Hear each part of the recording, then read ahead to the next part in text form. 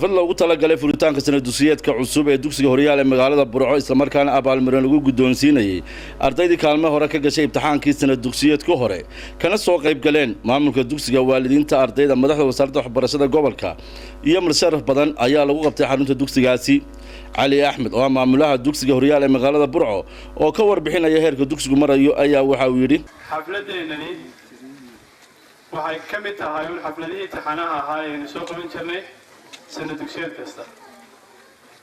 waxaynu dhawaan xidhnay sanad dugsiyeedkii hore ee 2013-2014 waxaa isla imika inoo bilaabmi doona sanad dugsiyeed cusub 2014 ilaa 2015 kuwaasoo waxbarashadii wax weeyaan arday kasta oo galaaska ugu gudbayo sidaa daraadeed waxaynu maanta halkan iyadana ku xusi doonaa abaalmarino aynu siin doono ardayda kaalmaha u sameeyay galay inkuu ka dhisaa ardayda laba dhinac oo wax weeyaan aan iskuulaadka kale had iyo jeer aan haysanin dhinac waxa weeyaan dhinaca quraanka kariimka iyo dhinaca labaad oo teknolojiga casriga ee kombiyuutarka jaamac Cabdilaahi Cali oo ku socday wasaaradda waxbarashada gobolka Togdheer iyo qaar ka mid ah waalidiinta ardayda oo halkaasi ka hadlay ayaa waxa ka mid ah hadaladoodii dugsiga Horyaal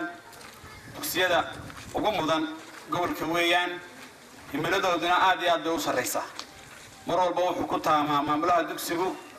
inuu dugsiga kan hore u mariyo oo gaarsiiyo heer jaamacadeed waxa kale loo rajeynayaa in Ilaahay inoo dhigo awlaad aad u wanaagsan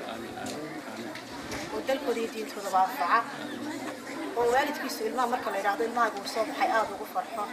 xafladan oo ahayd si weyn loo soo agaasimay ayaa waxa kale oo ka hadlay mas'uuliyiin iyo macallimiin iyo marsharax badan kuwaas oo dhamaantood ugu hambalyeeyay maamulka dugsiga heerka wacan ee dugsigu gaadhay